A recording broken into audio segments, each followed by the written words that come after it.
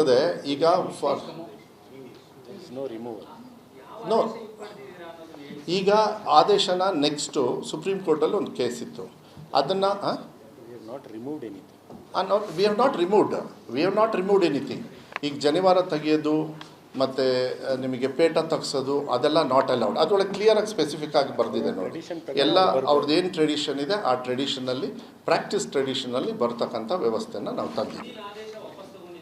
ಅದನ್ನು ಹೌದು ಈಗ ಅಲ್ಲ, ಸುಪ್ರೀಂ ಕೋರ್ಟಲ್ಲಿ ತಮಗೆ ಗೊತ್ತಿದೆ, ಒಂದು 2020 ಏನೋ ಅನಿಸುತ್ತೆ, 22ಕ್ಕೆ ಸುಪ್ರೀಂ ಕೋರ್ಟಲ್ಲಿ ಏನಾಯಿತು, ಡಬಲ್ ಬೆಂಚಲ್ಲಿ ಓಕೆ 22 ಆದೇಶ ಸರ್ಕಾರದ್ದೇನಿದೆ ವಿ ಹ್ಯಾವ್ ವಿತ್ಡ್ರಾನ್. ಸೊ ಮನೇಲಿ ಇರ್ತಕ್ಕಂಥ ಸಂಪ್ರದಾಯ ಅವರು ಧಾರ್ಮಿಕವಾಗಿ ರಿಲಿಜಿಯಸ್ ಪ್ರಾಕ್ಟೀಸ್ನ ನೀವು ತೊಗೊಂಡು ಬರ್ತಕ್ಕಂಥ ಸಂದರ್ಭದಲ್ಲಿ ನಮ್ಮ ಮಕ್ಕಳೇ ಅಲ್ಲ, ಅದು ಆ ನಿಟ್ಟಿನ ಮೇಲೆ ಇದನ್ನು ಮಾಡಿದ್ದು. ಇದು ಕಾನೂನು ನಾವು ಅನುಷ್ಠಾನ ಮಾಡ್ತೀವಿ. ಇದು ಒಳ್ಳೆ ರೀತಿಯಲ್ಲಿ ಮಾಡ್ತೀವಿ in the interest of children. ಹೋಗಿ ಮಕ್ಕಳ ಹಿತದೃಷ್ಟಿಯಿಂದ ಮಾಡ್ತಕ್ಕಂಥ ನಮ್ಮ ಕರ್ತವ್ಯ ಆಗುತ್ತೆ. ಮೇ 13, 2026ರಂದು ಕರ್ನಾಟಕ ಸರ್ಕಾರ ಹೊರಡಿಸಿರುವ ಹೊಸ ಶಾಲಾ ವಸ್ತ್ರ ಸಂಹಿತೆ ಆದೇಶದ ಬಗ್ಗೆ ಸಾಕಷ್ಟು ಚರ್ಚೆ ಆಗ್ತಿದೆ ಅಲ್ವಾ? ಬನ್ನಿ, ಯಾವುದೇ ಪೂರ್ವಾಗ್ರಹಗಳಿಲ್ಲದೆ ಈ ಆದೇಶದಲ್ಲಿನ ಪ್ರತಿಯೊಂದು ಅಂಶವನ್ನು ವಿವರಿಸಿ ಬಹಳ ಸರಳವಾಗಿ ಅರ್ಥ ಮಾಡಿಕೊಳ್ಳೋಣ. ದಾಖಲೆಯ ಪ್ರಸ್ತಾವನೆಯನ್ನ ಗಮನಿಸಿದರೆ ಅಲ್ಲಿ 1983ರ ಕರ್ನಾಟಕ ಶಿಕ್ಷಣ ಕಾಯ್ದೆಯನ್ನ ಬಹಳ ಸ್ಪಷ್ಟವಾಗಿ ಉಲ್ಲೇಖಿಸಲಾಗಿದೆ. ಅಂದ್ರೆ ವಿದ್ಯಾರ್ಥಿಗಳಲ್ಲಿ ಶಿಸ್ತು, ಸಮಾನತೆ ಮತ್ತು ಜಾತ್ಯತೀತ ದೃಷ್ಟಿಕೋನವನ್ನು ಬೆಳೆಸಲು ಹಾಗೂ ಶಿಕ್ಷಣದ ನಿಯಂತ್ರಣಕ್ಕಾಗಿ ನಿಯಮ ರೂಪಿಸುವ ಅಧಿಕಾರ ರಾಜ್ಯ ಸರ್ಕಾರಕ್ಕಿದೆ ಎಂಬುದನ್ನು ಇದು ನೆನಪಿಸುತ್ತದೆ. ಸರ್ಕಾರ ಯಾವ ಕಾನೂನಿನ ಬುನಾದಿಯ ಮೇಲೆ ಈ ನಿರ್ಧಾರ ತೆಗೆದುಕೊಂಡಿದೆ ಅನ್ನೋದು ಇದರಿಂದ ನಮಗೆ ಪಕ್ಕಾ ಕ್ಲಿಯರ್ ಆಗುತ್ತೆ. ಈಗ ಎರಡನೇ ಭಾಗಕ್ಕೆ ಬರೋಣ, ಸಮವಸ್ತ್ರ ಮತ್ತು ಸಾಂವಿಧಾನಿಕ ಮೌಲ್ಯಗಳು. ಇಲ್ಲಿ ಒಂದು ಇಂಟ್ರೆಸ್ಟಿಂಗ್ ವಿಷಯ ಇದೆ, ಅದೇ ಜಾತ್ಯತೀತತೆ ಅಥವಾ ಸೆಕ್ಯುಲರಿಸಂ ಪದದ ವ್ಯಾಖ್ಯಾನ. ದಾಖಲೆಯಲ್ಲಿ ಹೇಳುವಂತೆ ಸಾಂವಿಧಾನಿಕ ಅರ್ಥದಲ್ಲಿ ಜಾತ್ಯತೀತತೆ ಅಂದರೆ ಯಾರದ್ದೇ ವೈಯಕ್ತಿಕ ನಂಬಿಕೆಗಳನ್ನು ವಿರೋಧಿಸುವುದಲ್ಲ, ಬದಲಾಗಿ ಎಲ್ಲರಿಗೂ ಸಮಾನ ಗೌರವ ಕೊಡುವುದು, ನಿಷ್ಪಕ್ಷಪಾತವಾಗಿರುವುದು ಮತ್ತು ಯಾವುದೇ ತಾರತಮ್ಯ ಇಲ್ಲದೆ ನಡೆದುಕೊಳ್ಳುವುದು. ಇದು ಈ ಇಡೀ ಆದೇಶದ ಅಡಿಪಾಯ ಅಂತಲೇ ಹೇಳಬಹುದು. ಮುಂದಿನ ಅತಿ ಮುಖ್ಯವಾದ ಭಾಗ, ಅನುಮತಿಸಲಾದ ಸಾಂಪ್ರದಾಯಿಕ ಸಂಕೇತಗಳು ಯಾವುವು? ಆದೇಶದ 4ನೇ ಅಂಶದಲ್ಲಿ ಕೆಲವು ನಿರ್ದಿಷ್ಟ ಸಂಕೇತಗಳಿಗೆ ಸ್ಪಷ್ಟವಾಗಿ ಗ್ರೀನ್ ಸಿಗ್ನಲ್ ನೀಡಲಾಗಿದೆ.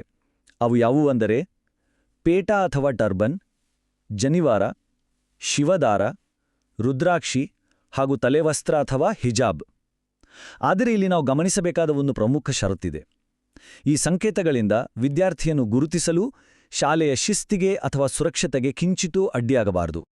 ನೋಡಿ, ನಾವು ಸುಮ್ಮನೆ ಹೇಳ್ತಿಲ್ಲ, ಅಧಿಕೃತ ದಾಖಲೆಯಲ್ಲಿಯೇ ಲಿಖಿತ ರೂಪದಲ್ಲಿ ಇದು ಸ್ಪಷ್ಟವಾಗಿದೆ. ಯಾವುದೇ ಊಹೆಗಳಿಗೆ ಇಲ್ಲಿ ಜಾಗವಿಲ್ಲ. ದಾಖಲೆಯಲ್ಲಿರುವ ನಿಖರವಾದ ಪದಗಳನ್ನೇ ನಾವಿಲ್ಲಿ ಗಮನಿಸ್ತಿದ್ದೇವೆ. ನಮ್ಮ ವಿದ್ಯಾರ್ಥಿಗಳ ನಂಬಿಕೆಗಳ ವೈವಿಧ್ಯತೆಯನ್ನ ಸಂಪೂರ್ಣವಾಗಿ ಒಪ್ಪುಕೊಳ್ಳುವ ಸರ್ಕಾರದ ಸ್ಪಷ್ಟ ನಿಲುವು ಇದಾಗಿದೆ. ಹಾಗಂತ ಶಾಲಾ ಸಮವಸ್ತ್ರದ ನಿಯಮಗಳು ಏನೂ ಸಡಿಲಗೊಂಡಿಲ್ಲ ಕಣ್ರಿ. ಆದೇಶದ 2 ಮತ್ತು 3ನೇ ಅಂಶಗಳ ಪ್ರಕಾರ ಸರ್ಕಾರಿ ಇರಲಿ ಖಾಸಗಿ ಇರಲಿ ಸಮವಸ್ತ್ರ ಧರಿಸುವುದು ಕಡ್ಡಾಯವಾಗಿ ಮುಂದುವರಿಯುತ್ತದೆ. ಈ ಅನುಮತಿಸಲಾದ ಸಂಕೇತಗಳು ನಿಗದಿತ ಸಮವಸ್ತ್ರಕ್ಕೆ ಪೂರಕವಾಗಿರಬೇಕೇ ಹೊರತು ಸಮವಸ್ತ್ರವನ್ನೇ ಬದಲಿಸುವ ಅಥವಾ ಅದರ ಮೂಲ ಉದ್ದೇಶವನ್ನು ಹಾಳು ಮಾಡುವಂತಿರಬಾರದು. ಒಟ್ಟಿನಲ್ಲಿ ಸಮವಸ್ತ್ರವೇ ಇಲ್ಲಿ ಪ್ರಧಾನ. ಬನ್ನಿ ಈಗ 4ನೇ ಭಾಗ ನೋಡೋಣ, ವಿದ್ಯಾರ್ಥಿಗಳ ಹಕ್ಕು ಮತ್ತು ಅವರ ರಕ್ಷಣೆ. ಆದೇಶದ 5, 6 ಮತ್ತು 7ನೇ ಅಂಶಗಳು ವಿದ್ಯಾರ್ಥಿಗಳಿಗೆ ಒಂದು ಭದ್ರತಾ ಕವಚದಂತೆ ಕೆಲಸ ಮಾಡುತ್ತವೆ. ಮೊದಲನೆಯದಾಗಿ, ಈ ಸಂಕೇತಗಳನ್ನು ಧರಿಸಿದ ಕಾರಣಕ್ಕೆ ಯಾವುದೇ ವಿದ್ಯಾರ್ಥಿಗೆ ಕ್ಲಾಸ್ ಅಥವಾ ಪರೀಕ್ಷೆಗೆ ಪ್ರವೇಶ ನಿರಾಕರಿಸುವಂತೆಯೇ ಇಲ್ಲ. ಎರಡನೆಯದಾಗಿ, ಯಾರನ್ನೂ ಈ ಸಂಕೇತಗಳನ್ನು ಧರಿಸುವಂತೆ ಫೋರ್ಸ್ ಮಾಡುವಂತಿಲ್ಲ. ಮೂರನೆಯದಾಗಿ, ಧರಿಸಿರುವ ಸಂಕೇತಗಳನ್ನು ಬಲವಂತವಾಗಿ ತೆಗೆಸುವಂತೆಯೂ ಇಲ್ಲ. ನಿಯಮಗಳ ಜಾರಿ ಸಂಪೂರ್ಣವಾಗಿ ನಿಷ್ಪಕ್ಷಪಾತ ಹಾಗೂ ಧಾರ್ಮಿಕ ತಾರತಮ್ಯ ರಹಿತವಾಗಿರಬೇಕು ಅಂತ ಕಟ್ಟುನಿಟ್ಟಾಗಿ ಹೇಳಲಾಗಿದೆ. ಕೊನೆಯದಾಗಿ 5ನೆಯ ಭಾಗ, ಆಡಳಿತ ಮಂಡಳಿಗಳ ಜವಾಬ್ದಾರಿಗಳು. ಈ ಆದೇಶದ 8ನೇ ಅಂಶ ನಿಜಕ್ಕೂ ಮನಮುಟ್ಟುವಂತದೆ. 12ನೇ ಶತಮಾನದ ದಾರ್ಶನಿಕ ಬಸವಣ್ಣನವರ ಇವ ನಮ್ಮವ ಎಂಬ ಉದಾತ್ತವಾದ ಸಾಲನ್ನು ಇಲ್ಲಿ ಉಲ್ಲೇಖಿಸಲಾಗಿದೆ. ಶಾಲಾ ಆಡಳಿತ ಮಂಡಳಿಗಳು ಯಾವುದೇ ವಿದ್ಯಾರ್ಥಿಯನ್ನು ತಾರತಮ್ಯದಿಂದ ಅಥವಾ ಅವಮಾನಕಾರಿಯಾಗಿ ಕಾಣಬಾರದು, ಎಲ್ಲರನ್ನೂ ಒಳಗೊಳ್ಳುವ ಮನೋಭಾವ ಬೆಳೆಸಿಕೊಳ್ಳಬೇಕು ಅಂತ ಕಾನೂನಾತ್ಮಕವಾಗಿ ನಿರ್ದೇಶಿಸಲಾಗಿದೆ.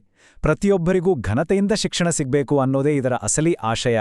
ದಾಖಲೆಯ ಕೊನೆಯ ಪುಟದಲ್ಲಿರುವ 9 ಮತ್ತು 10ನೇ ಅಂಶಗಳನ್ನು ನೋಡಿದರೆ ಈ ಹೊಸ ನಿಯಮಕ್ಕೆ ವಿರುದ್ಧವಾಗಿರುವ ಹಳೆಯ ಶಾಲಾ ಸುತ್ತೋಲೆಗಳು ಅಥವಾ ರೂಢಿಗಳು ಏನೇ ಇದ್ದರೂ ಅವು ಇನ್ಮುಂದೆ ಅಮಾನ್ಯ. ಅಂದರೆ ಹಳೆಯ ಸ್ಥಳೀಯ ನಿಯಮಗಳಿಗೆ ಈಗ ಮಾನ್ಯತೆ ಇಲ್ಲ. ಜೊತೆಗೆ ರಾಜ್ಯದ ಎಲ್ಲಾ ಶಿಕ್ಷಣ ಸಂಸ್ಥೆಗಳಲ್ಲಿ ಈ ಹೊಸ ನಿಯಮಗಳನ್ನು ತಕ್ಷಣವೇ ಜಾರಿಗೆ ತರಲು ಇಲಾಖಾ ಅಧಿಕಾರಿಗಳಿಗೆ ಖಡಕ್ ಆದೇಶ ನೀಡಲಾಗಿದೆ. ಒಟ್ಟಾರೆಯಾಗಿ ಈ ಆದೇಶವು ಸಾಂವಿಧಾನಿಕ ಮೌಲ್ಯಗಳು ಮತ್ತು ಶಾಲಾ ಶಿಸ್ತಿನ ನಡುವೆ ಒಂದು ಭದ್ರವಾದ ಸೇತುವೆ ನಿರ್ಮಿಸುವ ಪ್ರಯತ್ನವಾಗಿದೆ. ಈ ಆದೇಶದಲ್ಲಿನ ಪ್ರತಿಯೊಂದು ಅಂಶವನ್ನು ವಿವರಿಸಿ ಹೇಳುವ ನಮ್ಮ ಪ್ರಯತ್ನ ನಿಮಗೆ ಉಪಯುಕ್ತವಾಗಿದೆ ಎಂದು ಭಾವಿಸುತ್ತೇವೆ. ನಾವು ಮುಕ್ತಾಯಗೊಳಿಸುವ ಮುನ್ನ ಒಂದು ಮುಖ್ಯ ಪ್ರಶ್ನೆ ಮೂಡುತ್ತದೆ. ಸಾಂಸ್ಥಿಕ ಶಿಸ್ತು ಮತ್ತು ವಿದ್ಯಾರ್ಥಿಗಳ ವೈಯಕ್ತಿಕ ಘನತೆಯ ನಡುವಿನ ಈ ಹೊಸ ಬ್ಯಾಲೆನ್ಸ್ ನಮ್ಮ ಭವಿಷ್ಯದ ಪೀಳಿಗೆಗೆ ಹೆಚ್ಚು ಒಳಗೊಳ್ಳುವ ಮತ್ತು ಸಾಮರಸ್ಯದ ಶೈಕ್ಷಣಿಕ ವಾತಾವರಣವನ್ನು ಖಂಡಿತ ಸೃಷ್ಟಿಸುತ್ತದೆಯೇ? ಯೋಚಿಸಿ. ಈ ವಿಶ್ಲೇಷಣೆಯಲ್ಲಿ ಜೊತೆಯಾಗಿದ್ದಕ್ಕೆ ಧನ್ಯವಾದಗಳು. ಕಲಿಯುತ್ತೀರಿ ಮತ್ತು ಪ್ರಶ್ನಿಸುತ್ತೀರಿ.